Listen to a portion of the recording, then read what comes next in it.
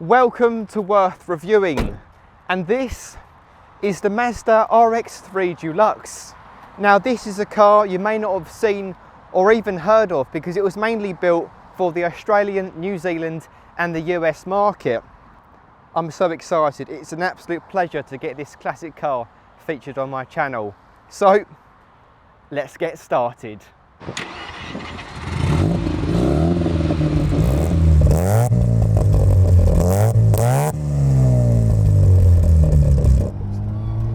So this has a 12A rotor. Oh my god! That sounds delightful.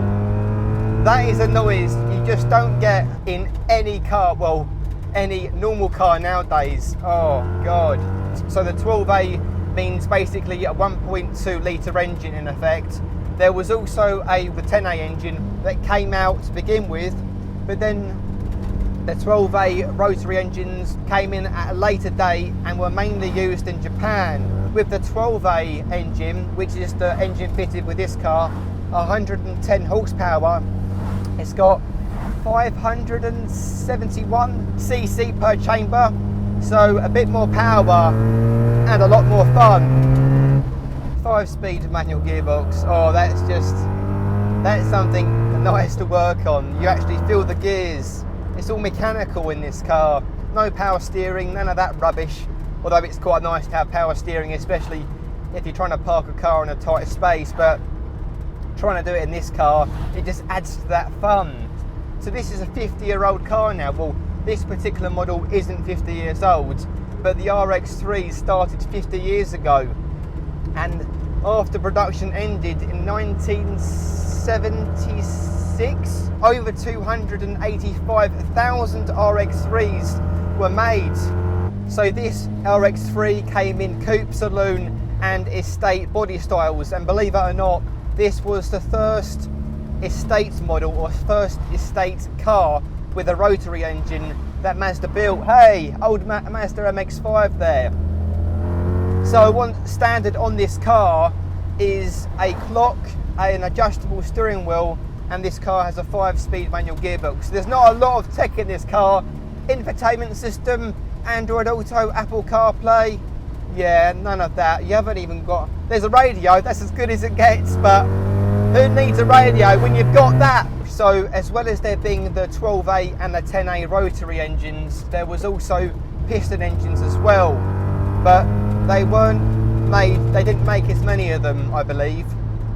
And those piston engines, you can also tell the difference because the car had a slightly different front end, the headlights were shaped quite differently, and the front grille looked different as well to make it stand out.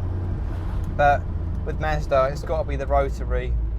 They're known for rotary engines, and sadly the rotary engine got discontinued. I think it was in 2012 with the RX-7, but they are bringing a rotary engine back in the future, I think by 2022 I believe, but it's not for a sports car unfortunately. It's just for a well, as you guessed, most likely an SUV, or they're going to be using a rotary engine to power an electric motor, I believe. Oh god. So this car was raced quite a few years back when it was back in the 1900s, well the 1975, and it won a few races, and I think it was used in the Fuji 500 race back in 1972, I think. I mean, this done a lot of racing back in the days, but driving now, it's not a car I'd want to just push and rag. It's not at all, but because you just don't want to do that to this car. It just feels like you should treat it with respect, but it's just something you just enjoy for what it is and as it is. Jesus Christ, this car is waterproof, but there is a feeling that it's not entirely waterproof. But that's part of classics. They just have that feel of fun.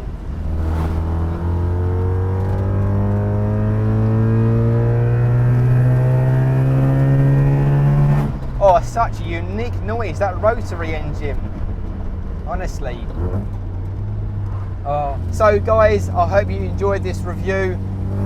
I know I did. If you liked it, give it a like. Let me know down below in the comments what you thought about the RX-3, what you thought about the noise, and if you enjoyed it, please consider subscribing and giving it a like. Thank you for watching Worth Reviewing.